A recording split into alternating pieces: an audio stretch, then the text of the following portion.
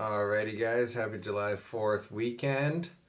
I didn't record a video on Friday, July 5th, because I was hurrying out of here. So let's go over what happened on July 5th, which would have been Friday, July 5th. First things first, Bitcoin. Yikes. So I had said on July 3rd, I believe it was, that it was barely hanging on, and if it went much lower, I would be out of it. So that's what I did. Sold out of BitX.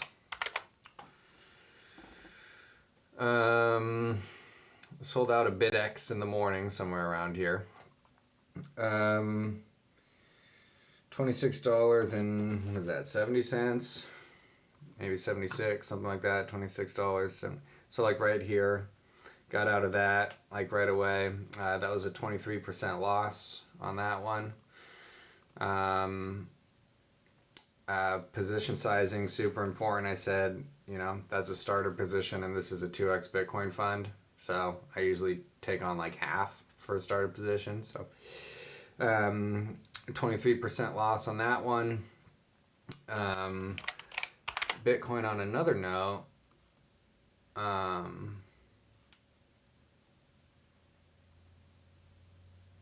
it doesn't look terrible, right? But I mean, this is below the 50-day moving average. It's below the 21-day moving average, 9-day moving average, all sloping downward, Typically, I just never buy anything below the 50-day moving average. I do have exceptions, and this is one of them with Bitcoin, and this one kind of bit me in the bum.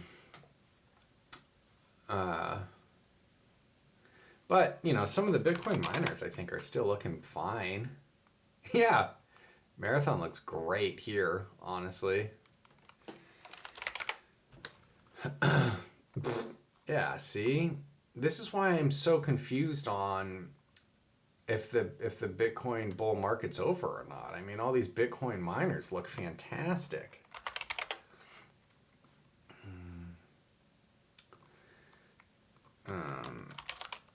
I don't need to go through all of these, but like, wow, look at this. I mean, what the heck? What a strong day. It's insane. Let's see what MicroStrategy looks like. Yeah. Let's see this on the weekly chart. It doesn't change my opinion on this. And Coinbase. Robinhood. Yeah, good close. Yeah, see, this is why I'm confused. I'm not giving up on Bitcoin and Bitcoin related securities for that exact all these reasons I was showing there.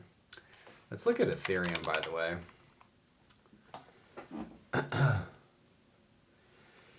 Yeah, I don't know. Geez, it's weird. The underlying commodity, Ethereum's not, but Bitcoin is, like, so the underlying asset, I guess we'll call it, doesn't look so good, but then you have Bitcoin miners that look great. Really good. So anyways, moving on. Oh, you know what? Let's not do this in like timeline. Let's do it in positions that were executed, orders that were executed, and then we'll move on. Next order that was executed at 7:39 in the morning for my TQQQQ position. 7:39. We'll go through why I exited and if it was a mistake or not. This is showing NASDAQ, right? It's not showing triple Qs, the TQQQ, but I make my decisions based upon the NASDAQ index or NASDAQ futures when I'm trading, like the NASDAQ, any NASDAQ ETF, right? So, 7:39, sold out of the TQQQ position for $10 a contract, which was a 77% gain, which is a very, very good gain. I was happy with that for, 1, 2, 3, 4 days. That was a wild one for me. It's so funny, right? Remember when I talked about, like, I literally on this day right here, I had loaded up on a lot of calls for me, right? Relatively speaking, for plenty of people, it's not a lot, but for me, it was a lot. And so I was like, dang, that was a mistake. Emotionally, I wouldn't have been able to handle that size again, relatively speaking. So I had gotten out and it talked about how that was a mistake. So I want to trade mistake free, and that's my number one concern, right? But then then it's funny looking back, like, man, But anyways, doesn't matter. Those are just kind of some fleeting thoughts sometimes, So selling it here, was this a mistake? Or here? It turned out to be, right? However, things were very in kind of extreme territories, right? On every single time frame, every single one, it was extreme. Every single one. 30 minutes, every one, daily, weekly, it's getting up there. So, was it a mistake? It was a mistake in knowing that this was another very strong day that had the potential of continuing to the end of the day, which I had thought about, but then also at the same time, I'm not trying to get greedy and get every tick out of a trade that I can get. So, another good rule of thumb that I have found that works is after a breakout, usually like 2 to 3 days of strong price movement. Granted, doesn't happen every time, that's for sure, right? I mean, nothing does, but just what I've noticed is, you'll probably get like a good 2-3 days.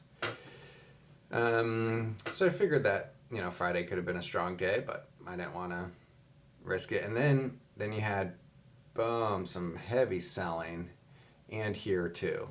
So then after I saw this right here, I thought, all right, next time it kind of goes up, I'll get out. And that's what I did. And that, whatever. Not trying to get greedy with it. And then I started a position in XLF in the morning, sometime at 8, right here.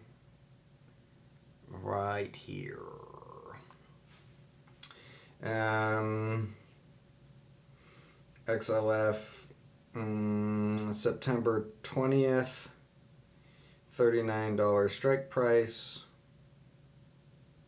77 days to expiration. Those are $3.20 that I got them for.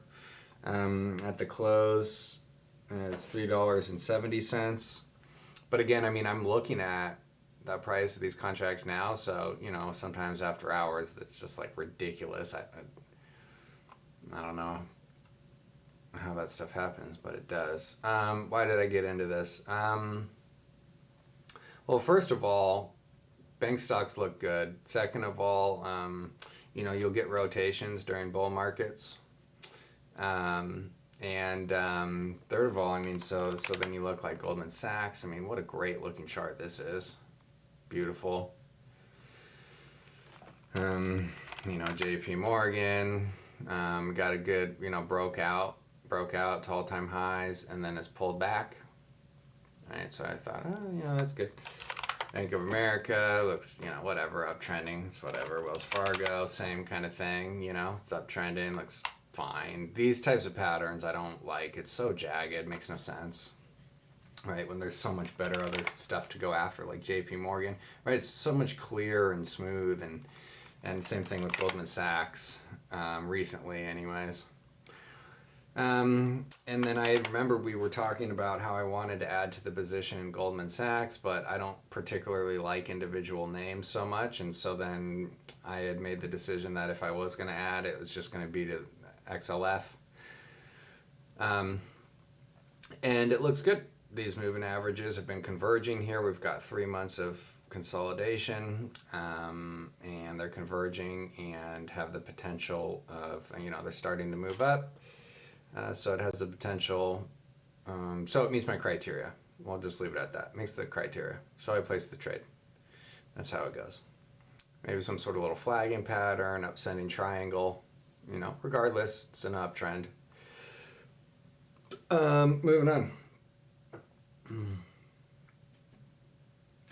Dow Jones. So again, this had a very good close during the day. Not so good. This is another one where the contract pricing I think is all weird, but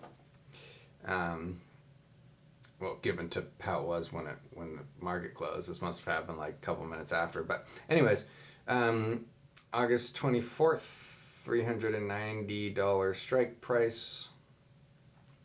That's 40 days to expiration at this point. Feels like I've been in this one for like ever. $7.90 is what those got filled for. It's $8.80 right now. Good close. Looking to hold this and moving on. Emerging markets. Oh, here's a trade that was also executed on Friday that I missed. Wow, we got a bonus section. Emerging markets. I got out of emerging markets with one of the strike price contracts that I was holding. Those were the shorter strike price, shorter expiration that I was saying, on Wednesday. I thought about getting out of them, but I just didn't. I was doing a bunch of other stuff and I just didn't. So I told you guys I probably won't, be holding them too much longer. That's what I have the longer dated call options for.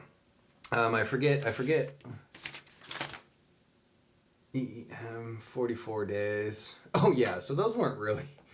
Okay. Anyways, whatever. 44 days to expiration, so that would have been like 42 when I closed it out. That was a gain of 41% on those call options.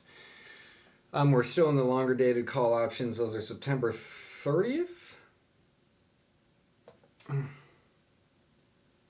September 24? Dang, this handwriting is ridiculous.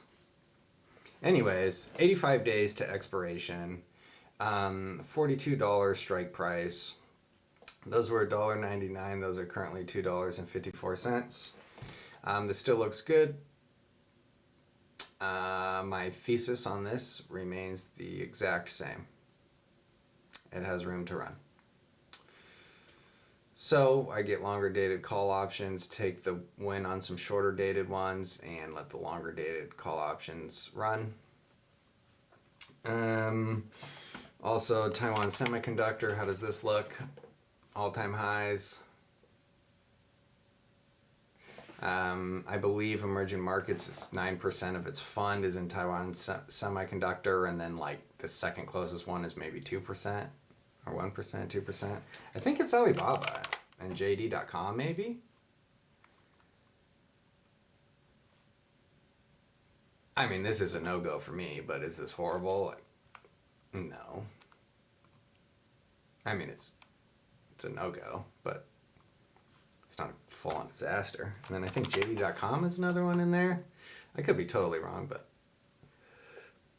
but anyways, Taiwan Semiconductor looks good. Emerging markets, again, during bull markets, money rotates. That's my theory. So those were closed out. Moving on over to Robinhood. This is one I'm still in. I didn't close this position out. Even though things were looking dicey. Below 22, I said if we close below 22, I'm out. And that did not happen.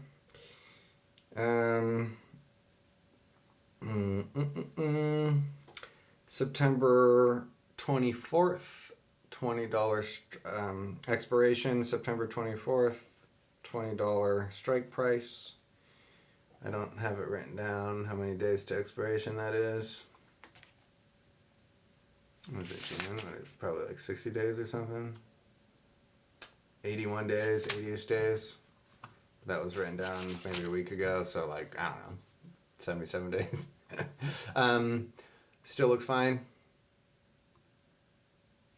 If Bitcoin wasn't dumping, this would be running much higher. You would expect it. I would expect it to. We're still in that one. $4.08 as the starting position. Those are currently at $4.20. Moving on over to L3 Harris.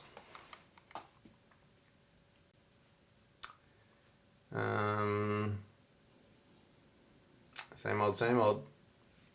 Holding the 50-day moving average. Equity position in this. $219.77. This is, $224. I bought here and then added for the next 2 days, maybe 3. So I got a full position size in here, and just letting this thing keep on keeping on. This has got to have a strong move here soon. We got to get over 550 strong. I still don't have much time left. August 2nd expiration, $5.50 strike price. 23 cents is what I started those at. They're at 15 cents. Again, a very small position. I can't believe I did $5.50 strike price, but I did. Those gotta get going. And then Devon Energy. We have an equity position in this, held the 200-day moving average.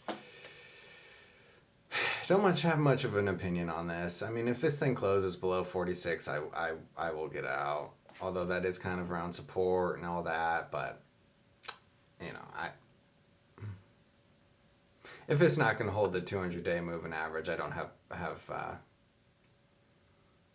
much enthusiasm, nor am I willing to wait for it. I'll move on to something else. $47.85 was the starter position on this. This was right here this day.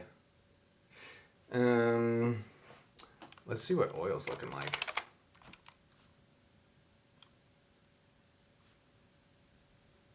Looks okay.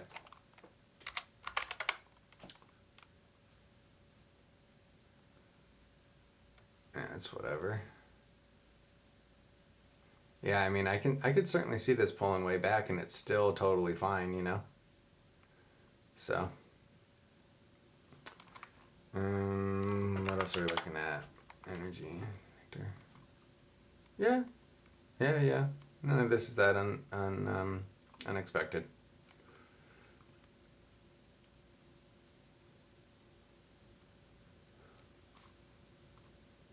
Yep. I also have Goldman Sachs. Yeah. $459.13 is when I started this, back up here on this candlestick.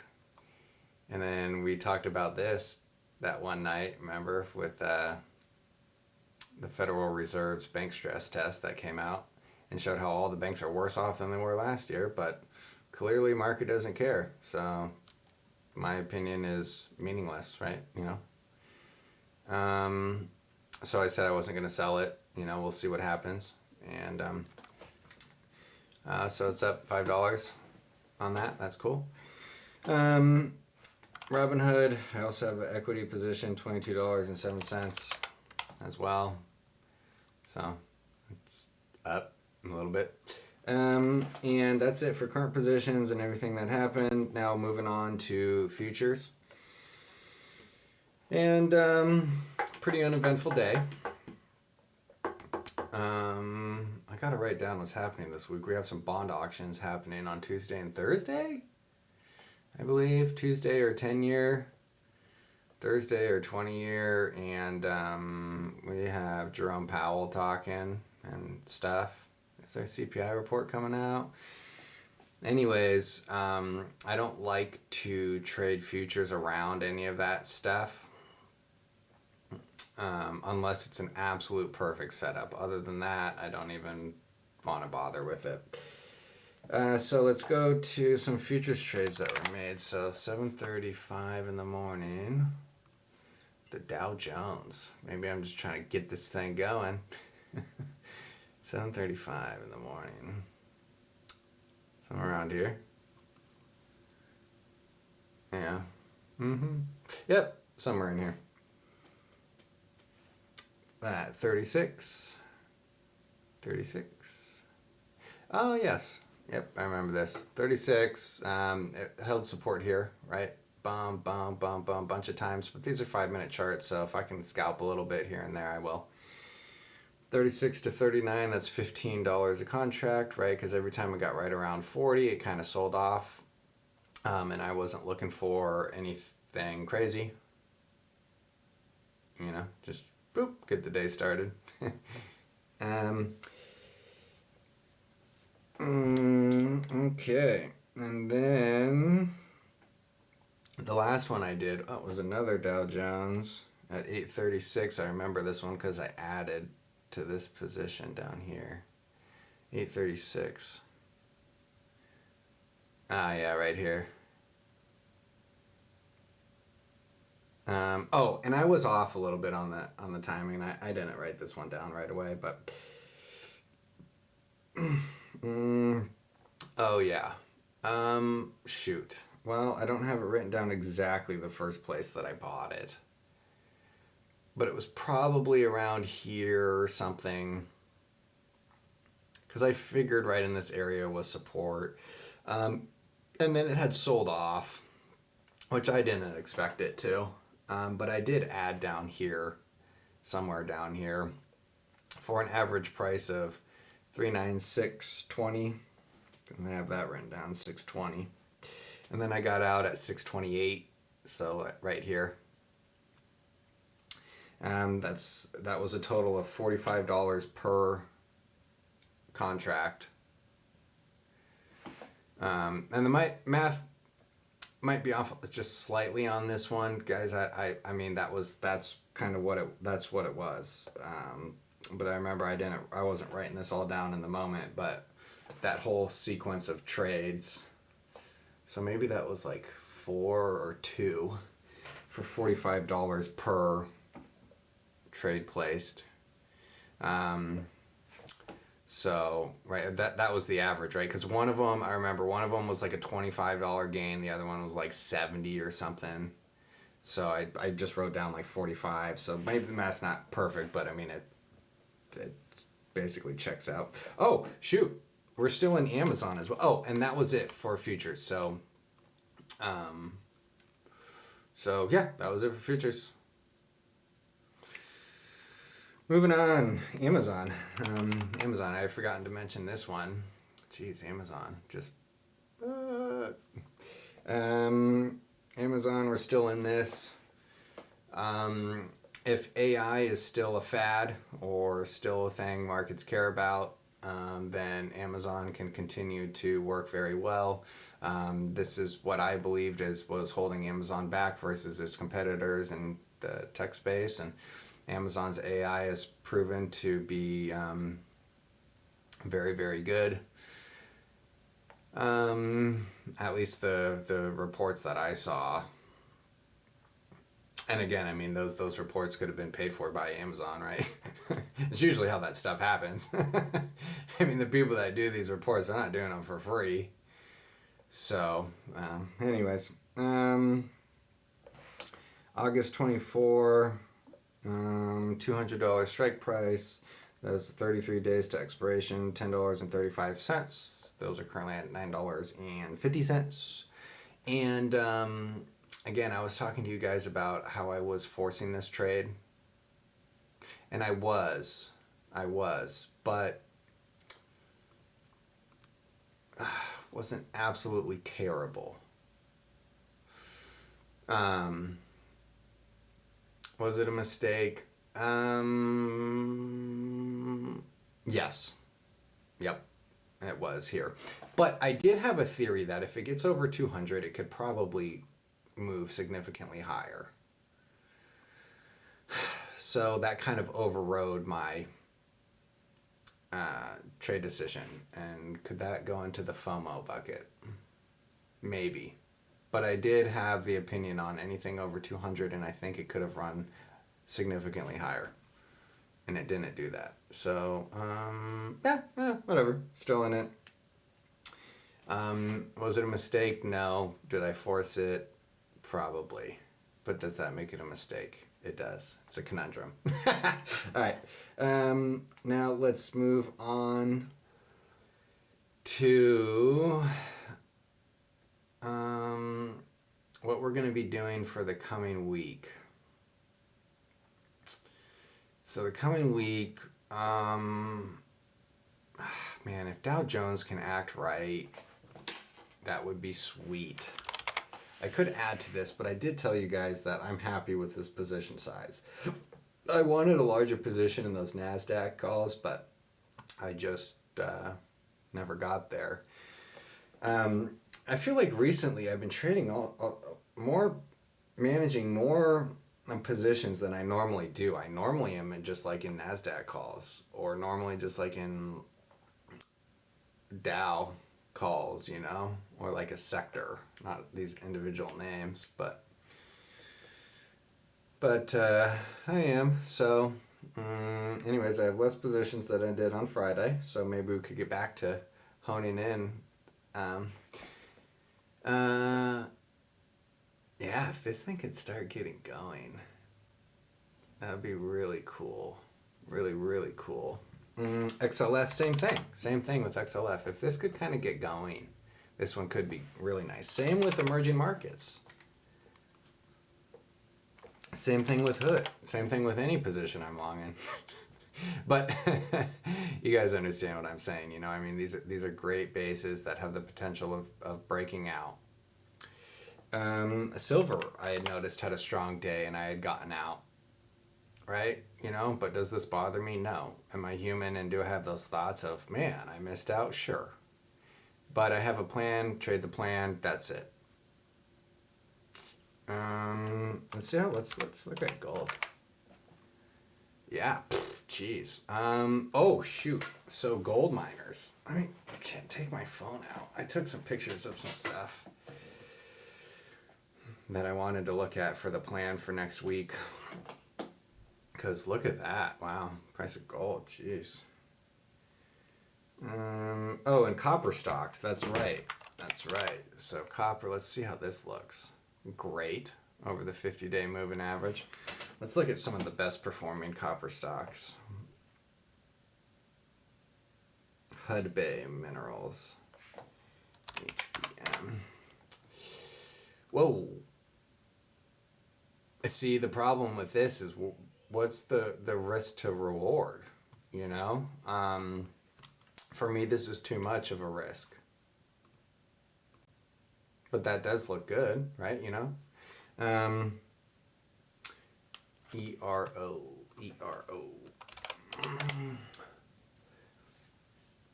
Yep, same concept again. What's the risk to reward? I mean, dang. For this to be considered like dead below the 50-day moving average and falling, you're looking at a 10% decrease, right? That's too much for my taste. TGB.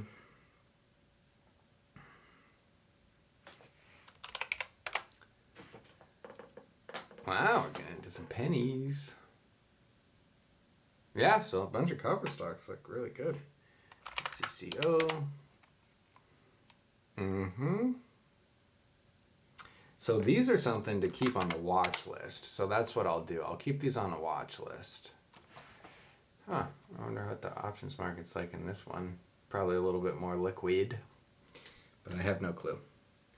So, let's see. And then just one more that's worth looking at. No, I didn't type anything. Tech. Cool. It's a little bit better risk to reward, although there is a gap to fill down here, so I mean, I would take this below, to 48. Any close below 48 and I would get out.